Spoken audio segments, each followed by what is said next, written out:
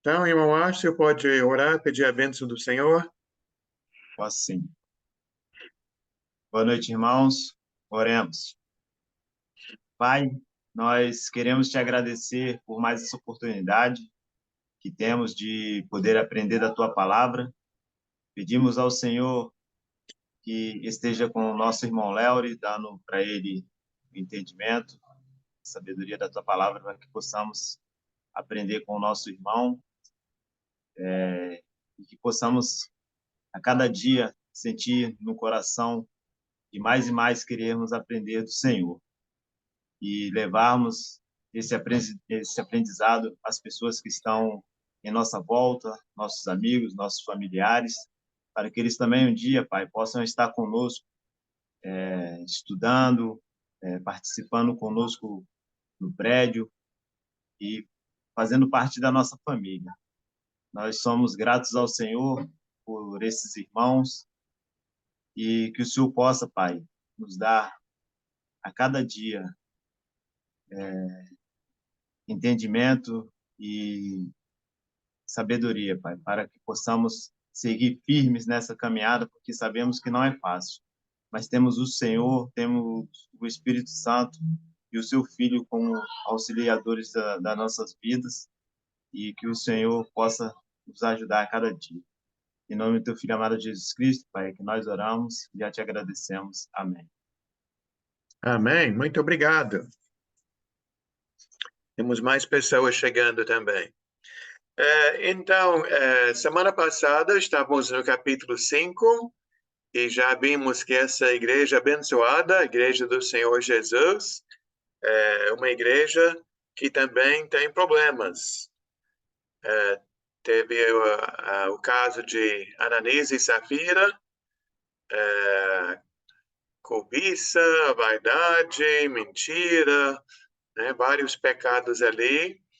E hoje vamos ver mais um problema que surgiu na igreja, no capítulo 6. Vamos ler, então, essa primeira parte e depois comentar. Vamos começar lendo apenas do versículo 1 ao 7. Daisy, poderia fazer essa leitura, por favor? Atos 6, do 1 ao 7. Sim. Que diremos, pois... não, peraí, estou errado. Eu estou enrolando. Romanos 6, nós estamos em Atos 6. Ora, naqueles dias, multiplicando-se o número dos discípulos, houve murmuração dos helenistas contra os hebreus, porque as viúvas deles estavam sendo esquecidas na distribuição diária. Então, os 12 convocaram a comunidade dos discípulos e disseram: não é razoável que nós abandonemos a palavra de Deus para servir às mesas. Mas, irmãos, escolhei dentre vós 7 homens de boa reputação, cheios do Espírito e de sabedoria, aos quais encarregaremos deste serviço. E quanto a nós, nos consagraremos à oração e ao ministério da palavra. O parecer agradou a toda a comunidade, e elegeram Estevão, homem cheio de fé e do Espírito Santo, Filipe, Prócoro, Nicanor, Timão, Parmenas e Nicolau, prosélito de Antioquia. Apresentaram-nos perante os apóstolos e estes, orando, lhes impuseram as mãos. Crescia a palavra de Deus e em Jerusalém se multiplicava o número dos discípulos. Também muitíssimos sacerdotes obedeciam à fé. Obrigado. Esse versículo 7 é aquele flash que coloca de vez em quando, falando sobre o progresso do Evangelho. Até interessante aqui que até tem sacerdotes se convertendo a Cristo Jesus. Mas vamos ver esta parte aqui da distribuição creio que é de alimentos. Não sei exatamente como era feito, mas eu vou ler o que está no nosso esboço, que eu acho que tem aqui um bom resumo. Depois eu vou abrir para vocês. Vocês podem comentar ou perguntar de acordo com seus pensamentos. Aqui diz: os problemas continuam surgindo na igreja em Jerusalém. Havia dois grupos na igreja. A maioria, que era judeus, uma minoria que não eram judeus. A minoria achou que suas viúvas estavam sendo esquecidas ou prejudicadas na hora da distribuição de alimentos. Este grupo começou a murmurar e se queixar deste tratamento. E aqui tem em parênteses: Satanás está sempre trabalhando para dividir e fragmentar a igreja de Deus. Então, vem uma pergunta e a resposta. Como foi que os apóstolos resolveram esse problema? 3 passos. Primeiro passo, reuniram todo o grupo dos discípulos.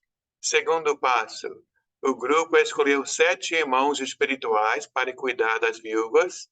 O terceiro passo, oraram a Deus para abençoar estes irmãos.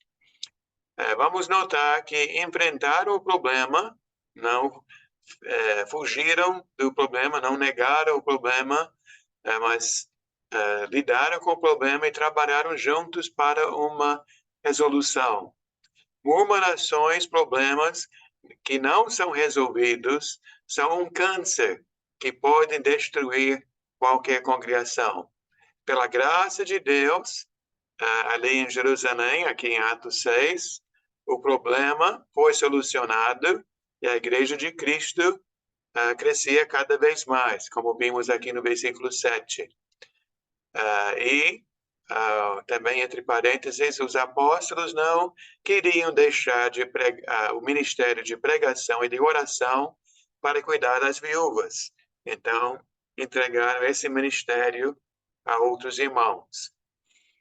Quem gostaria de comentar qualquer coisa nessa primeira parte, ou quem tem uma pergunta a fazer?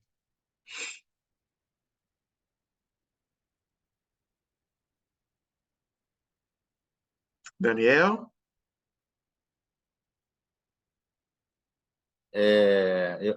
Boa noite, irmãos, boa noite.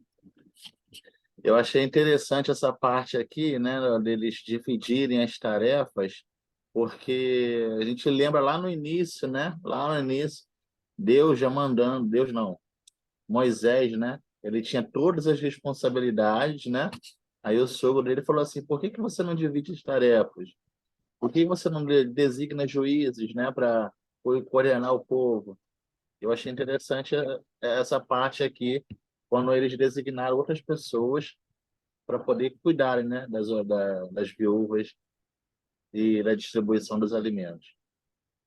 Achei Verdade, interessante a ligação. verdade, Daniel. Lembra aquela parte de Moisés, sim. E eu vejo aqui também, que já citei, a prioridade dos apóstolos, não que esse trabalho de cuidar das viúvas não é importante, mas eles tinham uma prioridade maior da palavra de oração, então deixaram esta outra tarefa com esses irmãos. Mas embora seja um trabalho, se podemos dizer, um trabalho social, um trabalho material, achei interessante os requisitos para esses irmãos. Eu sublinhei na minha Bíblia o versículo 3, onde diz: escolhem entre vocês 7 homens de bom testemunho, cheios do Espírito e de sabedoria. Então, ele não fala só pega homens que sabem cozinhar, né, ou são bons de matemática, né, são mais qualidades de caráter e qualidades espirituais. para lidar dessa situação. Irmão Márcio? O interessante é que eles não, independente do que fosse feito dentro da igreja, né? As características que eles pedem é que a pessoa esteja inteirado dentro do que pede a palavra, né? Seja Sim, espiritual, né? Que aqui, como está dizendo aqui no 3, né? De bom testemunho, cheio do Espírito e sabedoria. E a pessoa precisa de tudo isso para realmente guiar outras pessoas, né? sim. Isso é importante. Não é qualquer um que eles pegam e colocam para fazer as coisas de Deus, independente do que for ter feito. Verdade, Márcio. Aí me lembra que quando falamos de praticamente qualquer coisa, não é só o que nós vamos fazer, mas como vamos fazer, né? Às vezes a pessoa faz a coisa certa, mas de forma errada. É muito rude, muito brusco, né? Muito bruto. Então temos que fazer as coisas, mas com amor, com dedicação, com mansidão. Então tudo isso é importante. Mais alguém? Se enrole.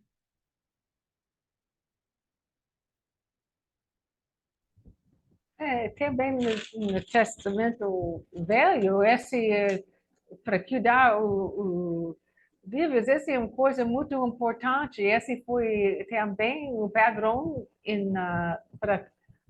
para os judeus cuidar o povo dele. Eles estão fazendo, continuando muitas qualidades boas de Testamento Velho e continuar usando aqui. Por instance, esse counter-cell. Então, esse grupo vão cuidar o povo de Cristo, essa igreja, como nós está fazendo também. Você sempre fala sobre isso.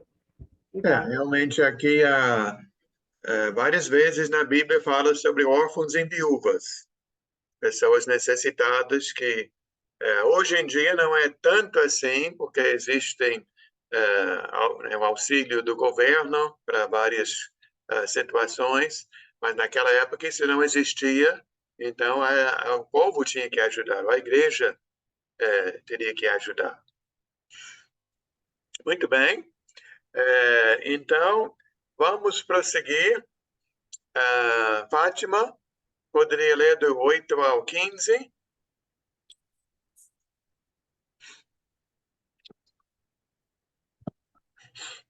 Estevão, homem cheio da graça e do poder de Deus, realizava grandes maravilhas e sinais entre o povo.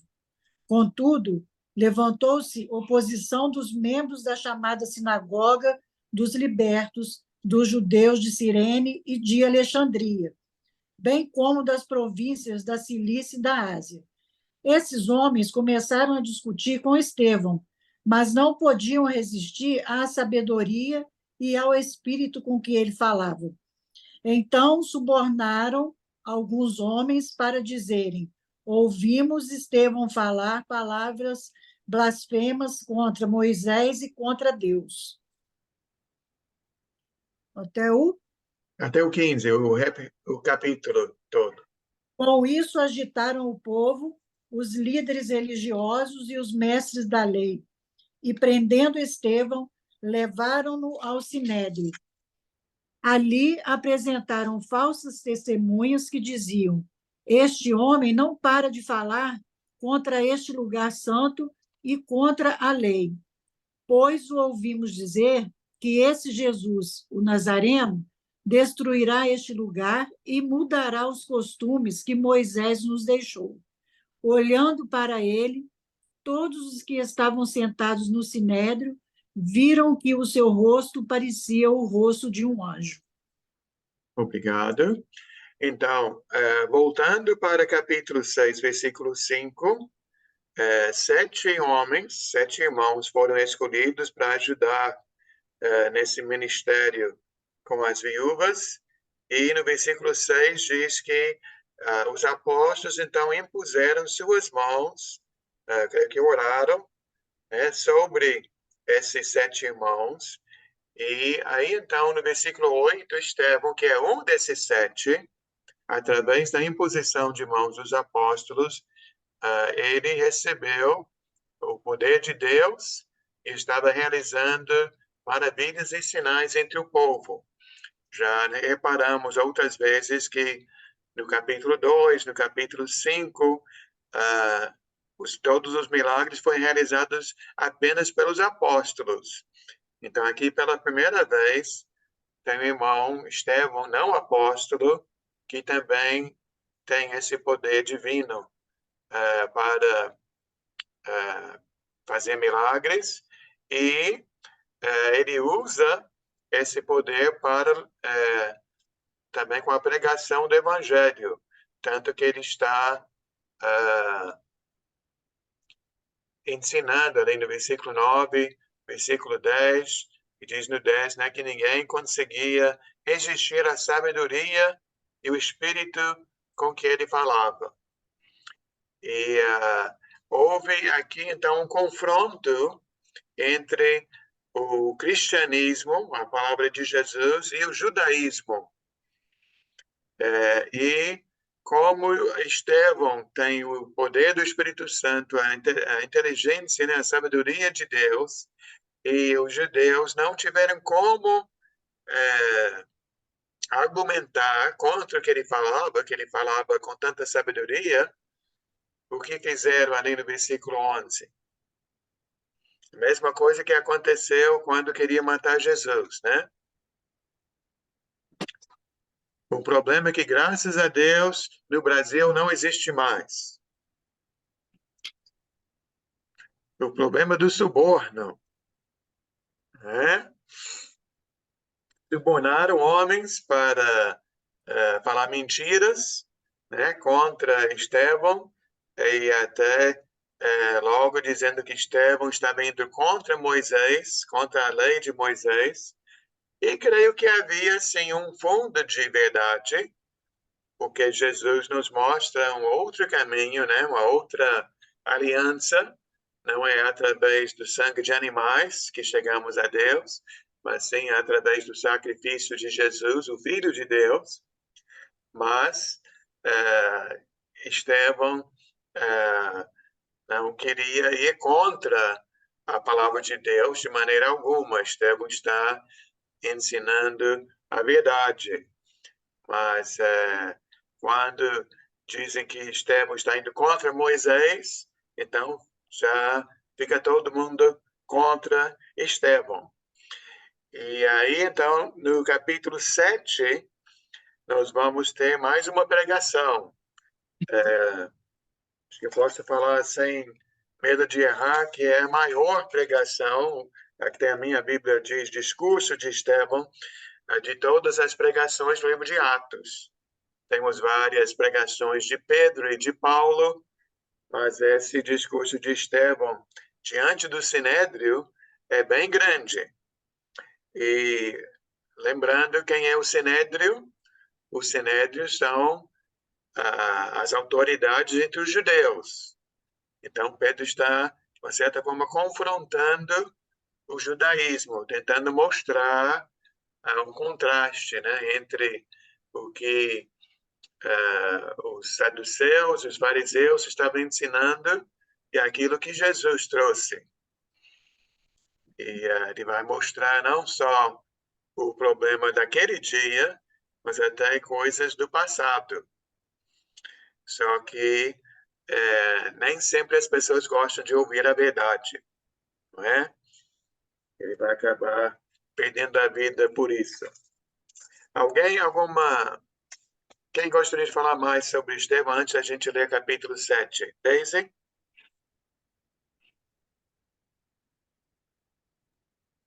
Aqui no título tem a instituição dos diáconos, né?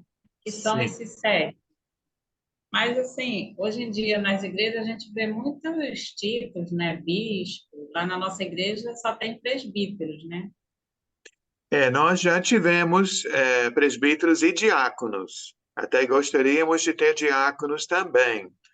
Mas quando falamos com alguns irmãos com a ideia de serem diáconos, acabou não dando certo. Não encontramos os homens aptos, preparados, né, para isto, mas a Bíblia fala na organização da igreja, né, claro que Jesus é o chefe, né, Jesus é o sumo pastor, e abaixo de Jesus então, tem um grupo que pode ser chamado ou de bispos, ou de pastores, ou de presbíteros, é o mesmo grupo, e para ajudar os presbíteros tem os diáconos. A palavra diácono quer dizer servo. É até interessante que a sua Bíblia tem a palavra diácono aqui em Atos 6, mas a palavra diácono não aparece aqui em Atos 6. Mas não está totalmente errado, porque qual é o trabalho que esses 7 vão realizar? Um trabalho de servir. E diácono quer dizer servo. Eu estava vendo que essa participação nomear diácono é uma boa, porque pode dali surgir um bom presbítero. Com certeza. Um diácono pode sair um bom presbítero, porque às vezes sai do presbítero direto e acaba não sendo um bom presbítero dentro da igreja. Sim. Até foi isso que fizemos quando a igreja só tinha 2 presbíteros, eu e o irmão Hilário, e nós queríamos outros presbíteros. Então, logo fomos olhar para os diáconos que havia naquela época. E dos diáconos é que saiu o irmão Ricardo. Dos outros diáconos, não, todos não queriam naquela época. Mas o Ricardo aceitou e a igreja aprovou. Então, ele também entrou para ser presbítero. Então, realmente, não é necessário, né, a pessoa ser diácono antes de ser presbítero, mas pode ser uma área, né, para a pessoa trabalhar e crescer no serviço a Deus e serviço à igreja. Isso. Uhum. E certamente qualquer igreja tem muito trabalho, né? Tem muitos ministérios, nem sempre quem está exercendo o ministério vai ter o nome de diácono, mas até a palavra ministério quer dizer serviço, então não deixam de ser servos e servas. E graças a Deus por cada irmão e cada irmã que está servindo na obra do Senhor. Queria falar mais, Daisy? Não, obrigada. Tá bom, eu agradeço. Um assunto importante. Mais alguém? O capítulo 6, algo a acrescentar ou perguntar? Irmã Esther, vê seu microfone, Esther.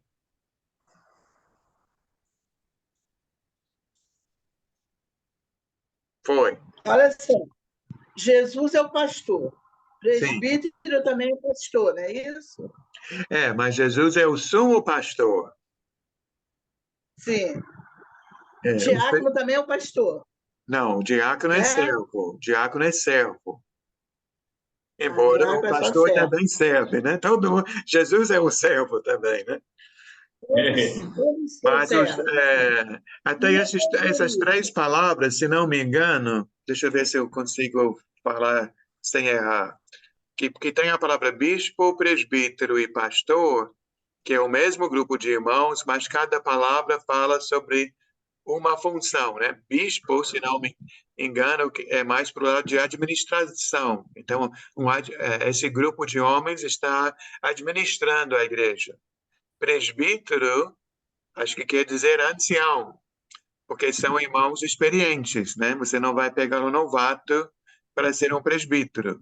E pastor, a ideia é de cuidar das ovelhas, zelar e ajudar as ovelhas. Então, por isso que tem esses 3 nomes, mas é o mesmo grupo de irmãos que estão cuidando do rebanho. E aí, diácono ajuda em várias tarefas, né? Mas ele não é considerado como pastor. O diácono é diferente do que pastor ou bispo ou presbítero. Diácono já é diferente. É outro grupo. São 2 grupos. Presbíteros é um grupo, diácono é outro grupo. Entendi. E Até você pode. evangelista? Evangelista é quem prega o evangelho. Às vezes É o falamos pastor. pregador. Então, aí que está, né, Esther? Mas uma boa pergunta que você fez. Porque na maioria das denominações chamam o evangelista de pastor, porque é ele que prega. Mas, biblicamente, o evangelista não é um pastor. Ele acaba, sim, se preocupando com as ovelhas. Aí sim. Mas, porque o pastor, ele pode ser um solteiro, né? O evangelista pode ser solteiro. Já o presbítero precisa ser casado, né? Você pode ter um jovem evangelista, né? Mas os presbíteros são anciãos, né? Então, o que hoje em dia, em geral, hoje em dia, quando fala o pastor da igreja, estão falando sobre evangelista. Só que, biblicamente, a palavra é evangelista e não pastor. Para mim, evangelista é que saía para evangelizar. Mas sim, mas evangelizar prega o evangelho. Então, ele prega o evangelho para as pessoas de fora e de dentro também, né? Sim. Então, quem Tá bom. ensina, até na Bíblia, né? Por exemplo, tem Timóteo e Tito, que são dois jovens exercitando a função de evangelistas. E esses dois, tanto Tito como Timóteo, foram usados para ajudar as igrejas a escolherem presbíteros para as congregações. Mas em cada congregação havia um grupo de presbíteros, né? Um grupo de pastores. Não apenas um pastor. Aí também é diferente. Quer dizer que o diácono ele não precisa ser um ancião. Ele pode ser um Não. solteiro. Não, até que... Porque essas duas coisas, presbítero e diácono, temos lista de qualificações em 1 Timóteo, capítulo 3. 1 Timóteo 3, do 1 ao 7, fala sobre as qualificações do bispo, do pastor. Já 1 Timóteo 3, do 8 ao 13, fala sobre o diácono. E diz que o diácono deve ser casado. Que fala no 3:12. O diácono deve ser marido de uma só mulher, governar bem seus filhos e sua própria casa. Até que as qualidades do diácono não são tão diferentes do presbítero, coisa que nós falamos quando estávamos falando sobre os 7 que foram escolhidos, né? Iam cuidar da distribuição diária de alimentos, mas precisavam ser homens espirituais. Em Tito capítulo 1, fala sobre os bispos, mas não fala sobre diácono. Diácono só aparece em Timóteo mesmo. Tá bom? Tá bom. Boas perguntas. Por isso que é bom não ter pressa, né? Estou até olhando o relógio aqui. É onde a gente vai parar. Mais alguém? Não quero ter pressa, não. Pastor Léo, Sim, Fátima.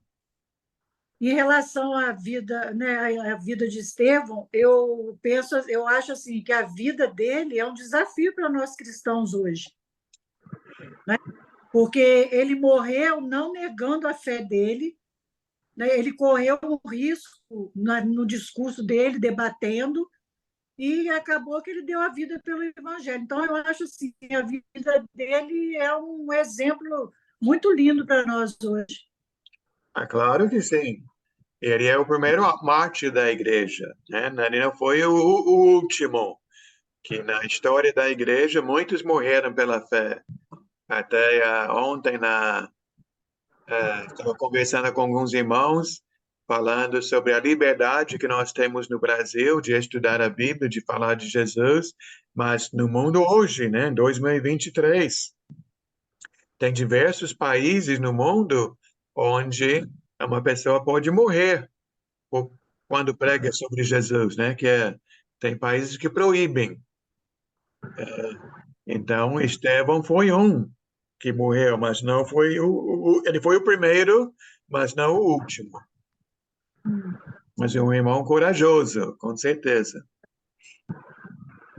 Então, vamos fazer o seguinte: como eu disse, eu não quero ter pressa, mas vamos ler o capítulo 7 todo.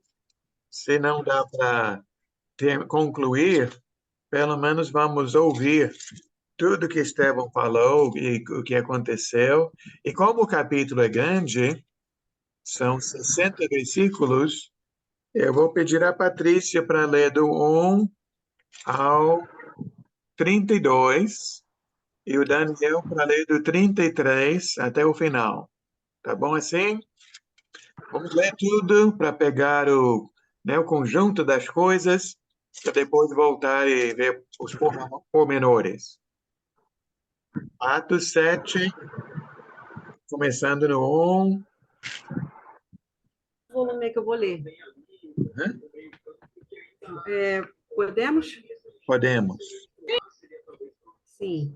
Então o sumo sacerdote perguntou a Estevão: são verdadeiras estas acusações?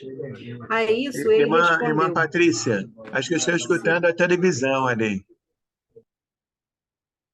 Não sei se você pode ir para outro lugar ou abaixar um pouco. Ou a gente pede outra pessoa para ler também.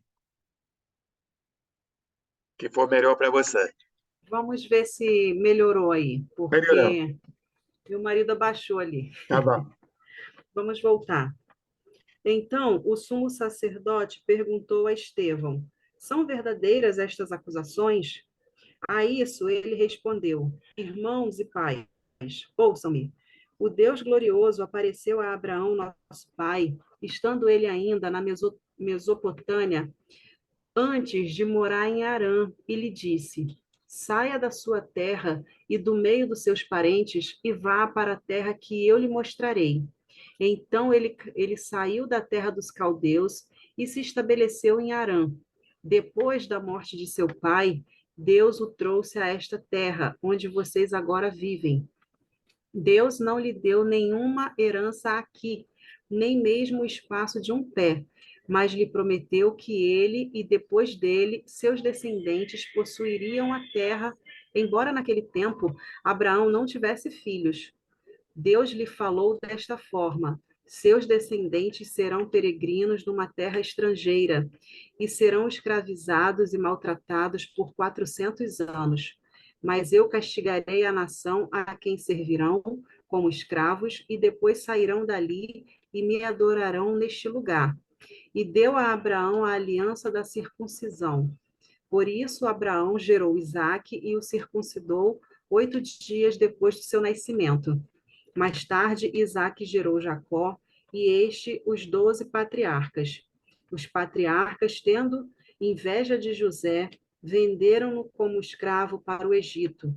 Mas Deus estava com ele e o libertou de todas as suas tribulações, dando a José favor e sabedoria diante do faraó, rei do Egito.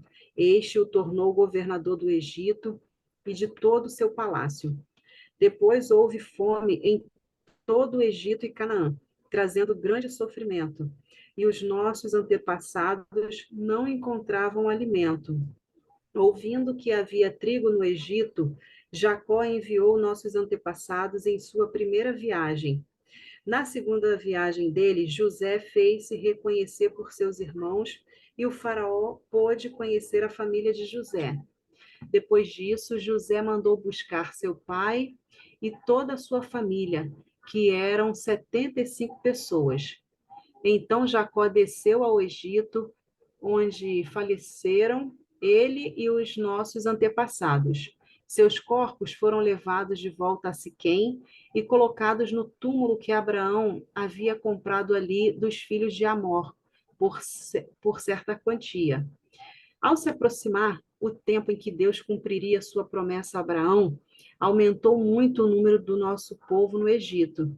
Então, outro rei, que nada sabia a respeito de José, passou a governar o Egito. Ele agiu traiçoeiramente para com o nosso povo e oprimiu os nossos antepassados, obrigando-os a abandonar os seus recém-nascidos para que não sobrevivessem.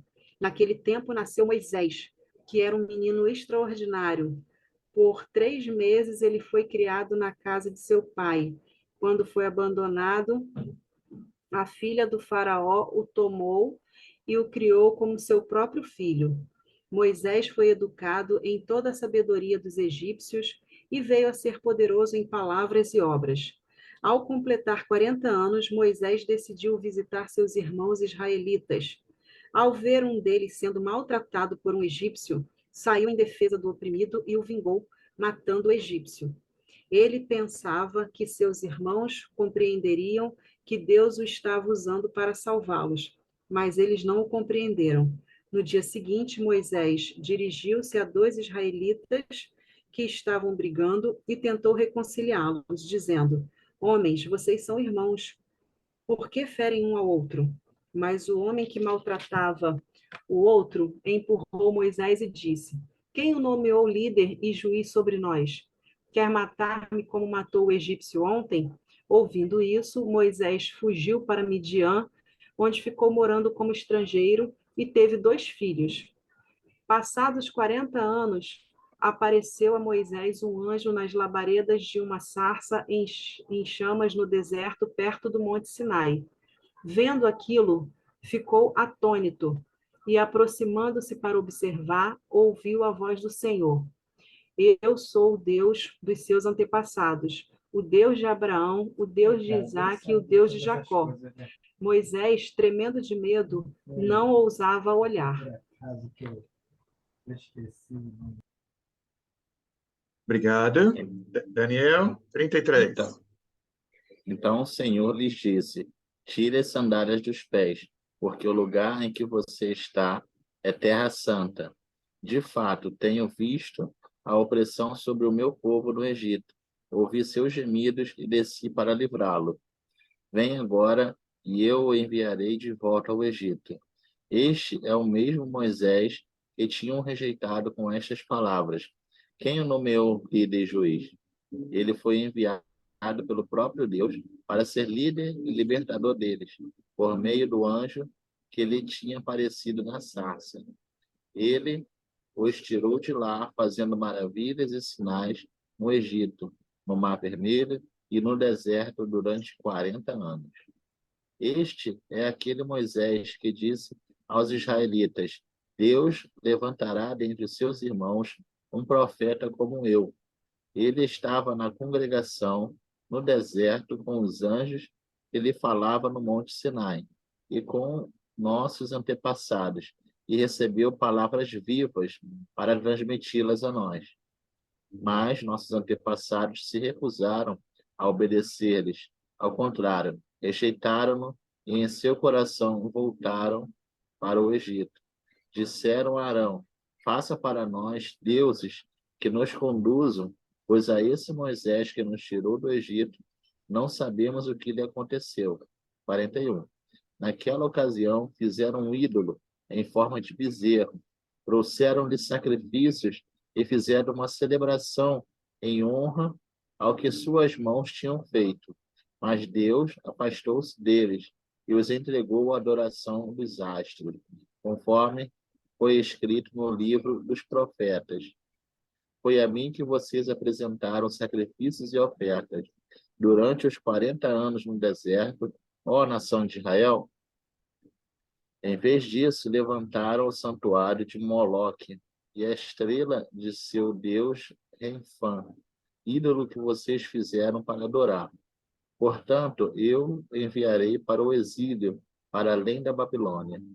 No deserto, os nossos antepassados tinham o tabernáculo da aliança, que fora feito segundo a ordem de Deus a Moisés, de acordo com o modelo que ele tinha visto.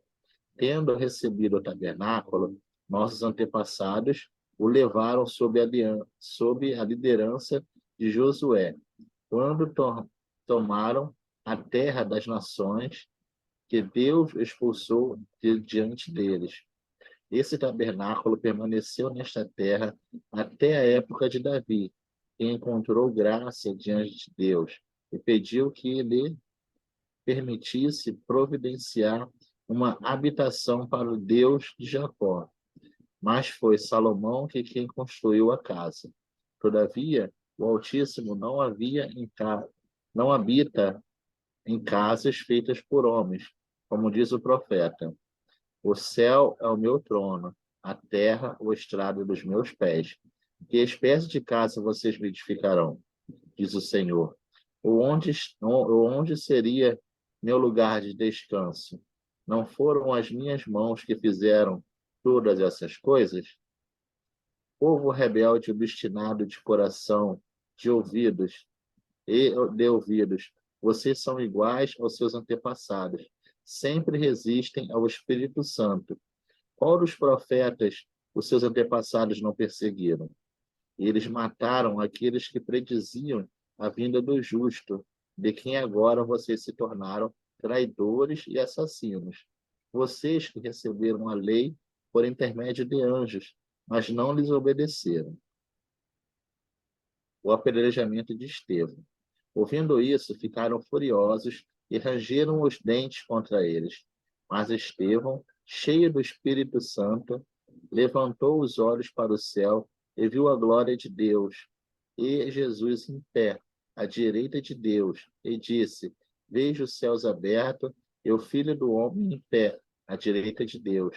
Mas eles taparam os ouvidos e, dando fortes gritos, lançaram-se todos juntos contra ele. Arrastaram para fora da cidade e começaram a apedrejá-los.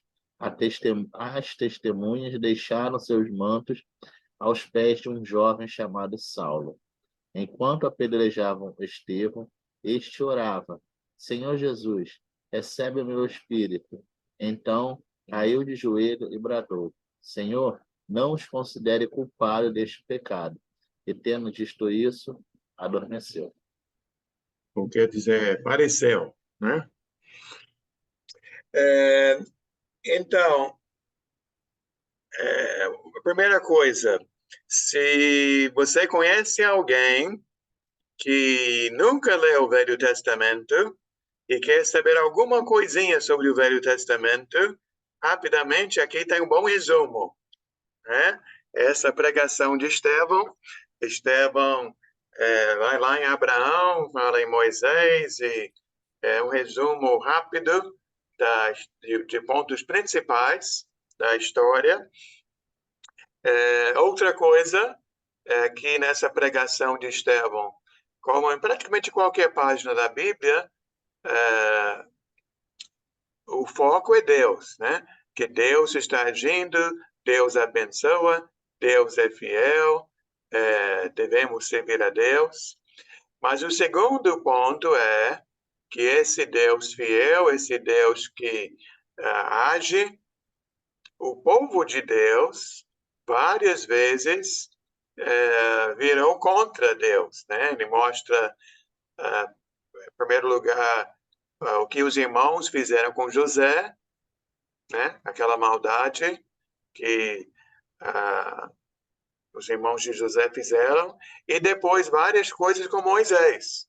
Moisés foi rejeitado várias vezes pelo povo quando estava guiando o povo do Egito à terra prometida. Então, certamente, a Fátima já falou sobre a coragem de Estevão. Quando chega no versículo 51, eu não sei como Estevão poderia imaginar outro fim, né? Quando ele entra de sola com essas palavras, né? Povo rebelde, obstinado de coração, de ouvidos. Acho que a Bíblia, a tradução mais antiga, fala de duro cerviz, não é? Quer dizer, pescoço duro, que o boi arando a terra usava a canga, e quem está guiando o boi, para ele ser obediente, ele precisa ser vamos dizer, um pescoço mole, né? Ele precisa ser guiado para um lado para o outro. Então, de dura cerviz é um pescoço que não quer ser guiado, né? Eu vou fazer o que eu quero. Por isso que na NVI fala de...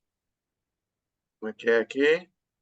Obstinado de coração, né? A gente fala de coração duro hoje em dia. Mas diz, seus antepassados resistiram ao Espírito Santo, que já profetizaram que Jesus viria, e vocês estão fazendo a mesma coisa, rejeitando Jesus. E aí, então, aconteceu o que aconteceu, né? Que Estevão sendo o primeiro mártir. Então, vou abrir para vocês. O que chama a sua atenção aqui, nesta pregação de Estevão, sobre Deus, sobre a estratégia de Estevão aqui, sobre a reação do povo?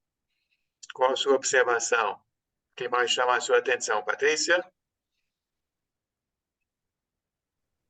O que me chama a atenção é que o Estevão, ele foi escolhido, né, por conta do Espírito Santo, que era visível nele, e muita sabedoria.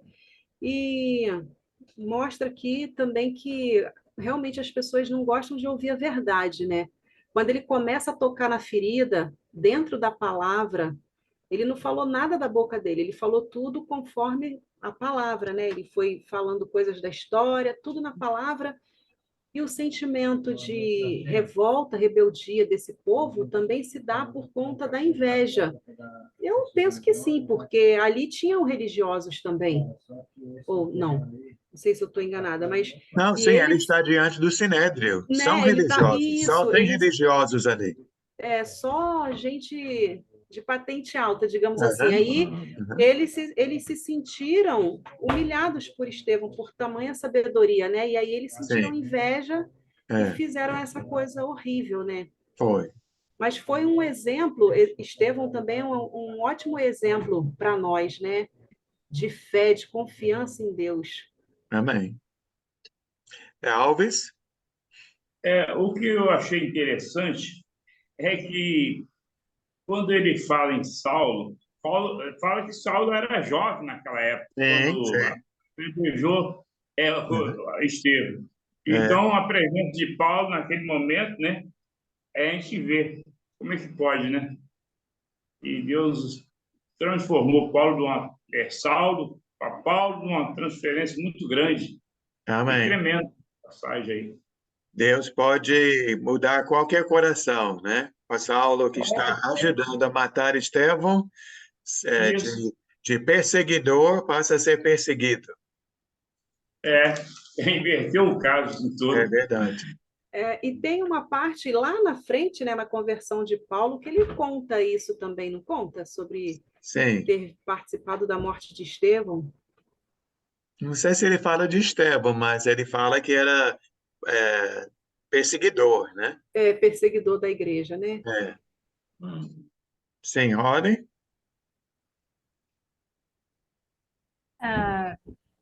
Duas coisas. Primeira, lembra Hebreus 11, também fala sobre a história do povo judeu, está começando com Hebrão, lembra isso, mas foi outra coisa. No fim, ele falou: Senhor, não nos considerei culpados desse pecado, essas como palavras de Jesus. Realmente, ele no fim, ele sabia até morte esse pode cancel, mas foi incrível, muito poderoso todo esse capítulo. Verdade. Aqui no versículo 60, o último versículo que Daniel leu, lembra, Jesus falou, Pai, perdoa-lhes, não sabem o que fazem. Aqui Estevão fala, Senhor, não os consideres culpados deste pecado. Então, ele está perdoando aqueles que são responsáveis pela sua morte. Outros irmãos? Sim, Daniel? Então, o que eu acho interessante aqui nessa passagem é que Pedro, Estevão, ele está inspirado pelo Espírito Santo, né? Porque eu fico pensando em mim. Se eu estou sendo acusado de alguma coisa, a tendência é ficar nervoso, esquecer das coisas. Uhum. Estevão ali é o contrário. Ele lembrou de muita coisa, de muito detalhe. Ou seja, ele estava inspirado pelo Espírito Santo. Amém. Amém. Ele lembrou e teve coragem de falar, né? Não ficou Exatamente. exatamente. Verdade. Mais alguém? A maioria eram judeus, né? E até hoje eles acham que Jesus, que o Messias ainda vai nascer, é isso? Pelo que eu entendo, até a Holly saberia mais do que eu. Mas pelo que eu entendo, o judeu que segue essa religião, para ele o Messias ainda virá. Isso, Holly? Uhum.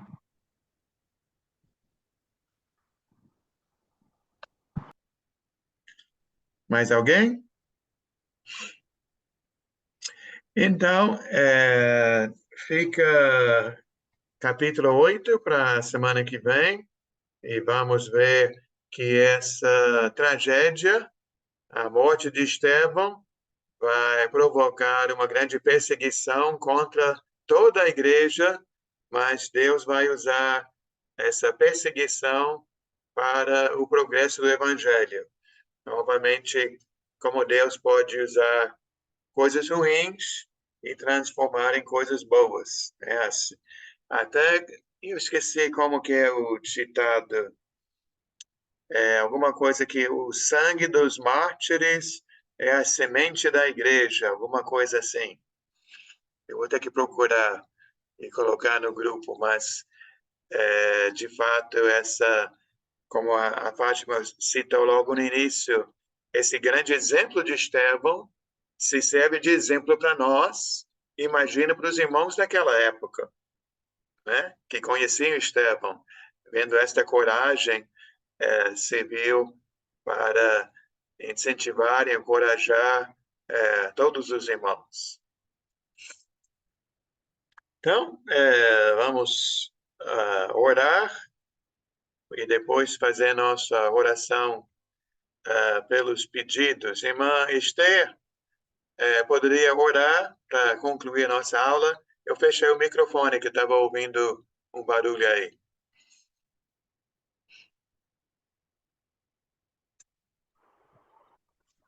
Ok. Senhor, meu Deus, meu Pai querido, eu te agradeço, Pai, por essa aula tão maravilhosa que tu nos deste. Eu te agradeço pelo dia maravilhoso, pelos irmãos que estão aqui reunidos, Pai, todos interessados num só propósito, Pai, de aprender e viver de acordo com a tua palavra.